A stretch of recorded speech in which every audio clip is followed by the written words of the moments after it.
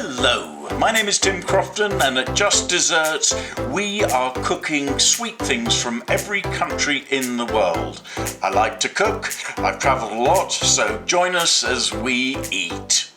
Good morning everybody, lovely to see you as always, and we're going off on a little trip to the Indian Ocean. Last time we did a dessert from Senegal, which is the far western coast of Africa. This time we're going to the far eastern extent of the African continent, and we're going to the Seychelles, a group of I think about 115 islands in the middle of the Indian Ocean. Beautiful, apparently, never been, but beautiful, a big tourist attraction. Lots of people apparently go there for their honeymoons.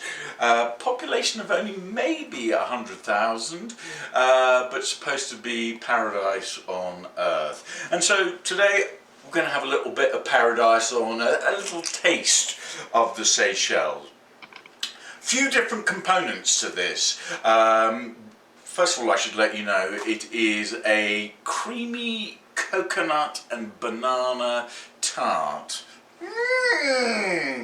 Call me a creamy coconut banana tart, why don't you? And so it's going to have a pastry bottom, so to speak. Oh, I need a pastry bottom. And then there'll be a coconut custard on top of that, and then a layer of bananas on top of that, and then whipped cream and a little bit of toasted coconut. So, this one is quite involved, and you'll see I've got a fair amount of apparatus in preparation for today's shenanigans. Okay, here we go. So we've got 4 layers. I'm going to start with the first because the pastry is going to need to rest for a little bit. So, is this right? Yes. So, pastry is very simple. A very slightly sweetened pastry. I'm going to put in a cup and a half of regular flour, bye regular flour holder, and I'm going to put in a stick or 8 tablespoons or 115 grams of butter. Do you see how I seamlessly slipped between cultures? You see, it's this global dessert thing. I am becoming a man of the world. Well, the dessert world anyway. So, flour, butter in there.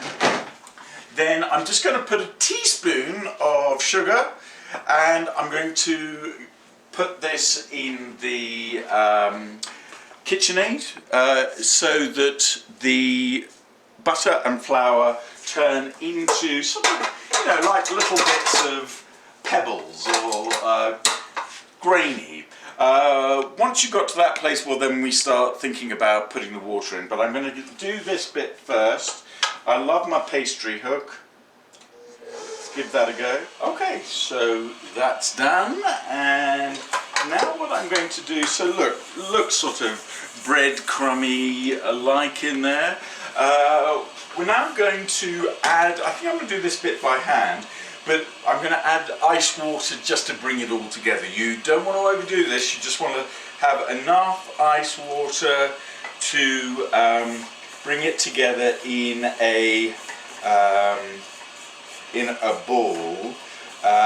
So, I mean, I'm sure you know this, but just add a tiny bit at a time. You don't want to, obviously you can't go backwards with the ice water, so I recommend sort of like a tablespoon at a time, and once it comes into the beginnings of a ball, yeah, this is starting to, I think this could be, yeah, I think actually this might be good.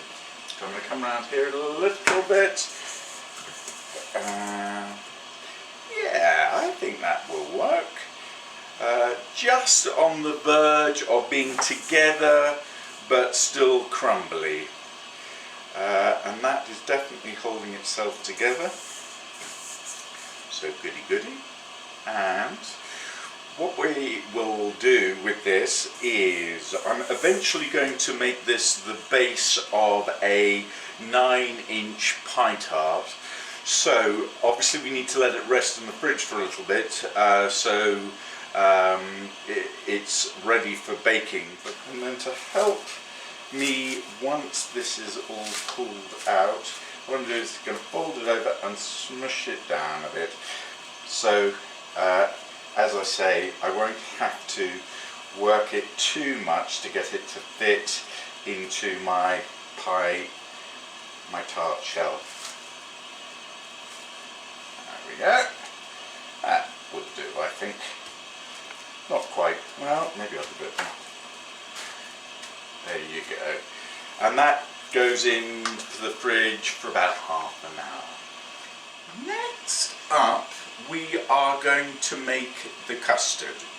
And for the custard, we are going to start with 3 eggs and 3 yolks. So, okay, there is the mixture. I'm going to leave the extra egg in there. I'm going to give these a little whiskey, not, you know, the Scottish drink, but whisk them around with my Mondo, my Mondo thingo. What do you call it? A whisk. Here you go. Oh, actually, this is the first time this whisk has really worked.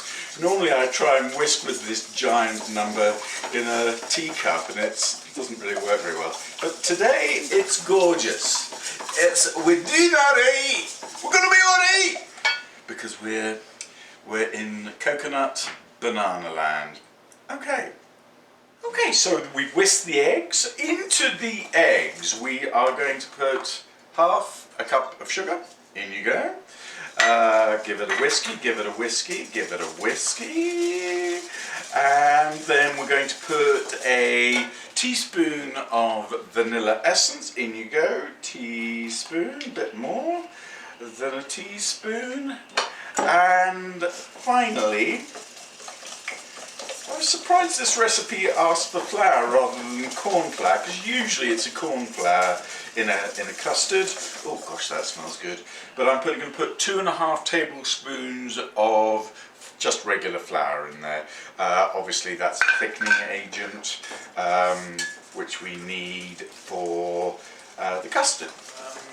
Into a small saucepan, well, medium saucepan, I guess that is. We are going to put 2 cups of milk. There's 2 cups of milk. And a cup of coconut flakes, unsweetened. In you go. That can go back there. We're then going to turn that on.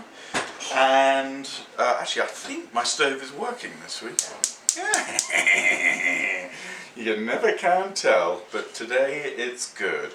We're just going to let that warm up, and then once it's warmed up, we will add the warmed coconutty milk to the eggy mixture. And so we're ready now to put this into the eggy sugary mixture.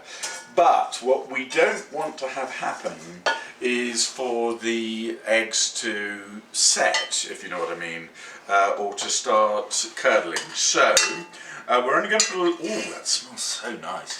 We're only going to put a little bit in a time and whisk like there is no tomorrow. It's now that I really wish I had Ava Burbava to give me a bit of a hand, but hey, we can do it. See this technique? Left hand technique with the right hand technique. It's all the rage. Here we go. So a little bit at a time, whiskey, whiskey, whiskey, in you go. Please don't curdle because I'll cry like a baby. Okay, that's good. And we can do another one, I think, because that hasn't done anything bad. No scrambled eggs. And you go, lovely, lovely. Gently, gently. And, oh, I stopped there for a second. And we'll carry on doing this until all of the coconut milk is incorporated into the eggy mixture. Okay, so I've got to get you up to speed. The pastry that was resting in the fridge, I put in the bottom of a 9-inch pie tin and just got it to cover the bottom of the tart pan. You don't want it to ride up the side. I mean, I guess you can, but I just put it on the bottom to create probably a 1/2-inch disc all around the bottom. I then put a bit of foil on it, and there it is, the soft, sweet baby. What I'm going to do now, I put it in there for probably 20 minutes or so. I'm going to take the foil off and give it a quick fork prodding. That would be, I don't know, be a bit silly, but anyway, I'm forking the pie bottom there. Oh, that was a really good fork. And I'm going to, oh, I burnt my finger. I could say forking hell, but I won't. I'm going to put this back in, just to brown it up a little bit more. In you go, naughty. And I'll probably put it in there for 5 minutes or so. Okay, so we've given it another 5 minutes or so. So I think it's time to get this little puppy out. I'll try not to burn myself. But there it is, lightly browned. Now, I'm going to make a confession here. I should let this cool fully, but for your benefit, I'm going to miss that bit. It will be a bit warm, but it should be okay. I'm going to now put our 4 elements together. And we are going to start by putting our coconut custard on top of our not completely chilled pie base. There we go. Very delicately done, Tim. You know what you're doing. So there's that. And obviously smush that around a bit, so that it's a nice even layer. Oh, the tart pan is still a bit hot. There we go. Nicely done. Nicely done. So that's layer 2. Layer 3 in our coconut banana tart will be our bananas. Nothing particularly tricky about this bit. You just need 2 bananas. 1 banana, 2 banana, 3 bananas, 4 all bananas fighting in the Second World War. Next we are going to put the whipped cream on top of the bananas, and this represents the, I guess this is the 4th layer, or the beginning of the 4th layer. There we go.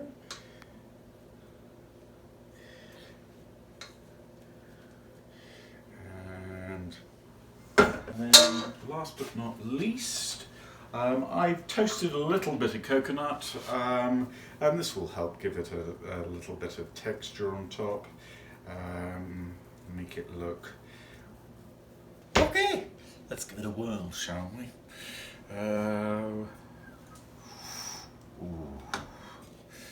Why I'm cooking it on the, cutting it on the stove, I'm not completely sure. It's asking for trouble, but we laugh in the face of danger, and we take no prisoners. So come to Papa, you coconut banana cake fiend, you. Okay, not the most delicate slice ever cut.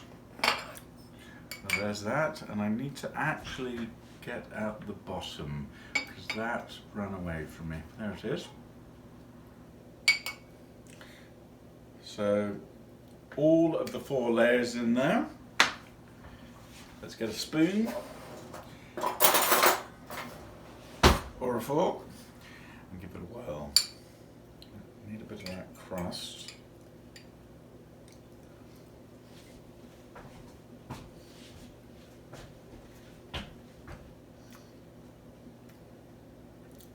It's insanely good.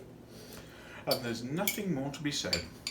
Not overly sweet, enough sweetness to make the custard work. Obviously the whipped cream doesn't have anything in it. The pastry doesn't have, well, it only has a teaspoon of sugar in there. It's incredible. No thanks to me, to the recipe, and of course to the Seychelles. So, ladies and gentlemen, thank you for that slightly wild ride to the eastern shores of the continent of Africa and to Seychelles, and a creamy coconut banana pie. Don't forget to like us, love us, follow us, and feed us. And until next time, naughties, all the very best. Take care.